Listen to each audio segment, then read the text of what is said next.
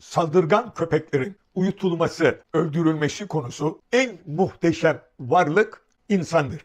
Köpekler dahil bütün canlılar insanlar için yaratılmıştır. İnsanın canı, malı, hakları ve özgürlükleri dokunulmazdır. Kişi sizi öldürmeye kalktığı zaman meşru müdafaa olarak öldürebiliyorsunuz. Burada ölçü zarar vermedir. Saldırgan köpekler öldürülemez mi? Eğer yaşadığımız toplumda saldırgan köpekler varsa, bu saldırgan köpekleri ıslah edilemiyor ise İslam bilginleri saldırgan köpeklerin öldürülebileceği görüşündedirler.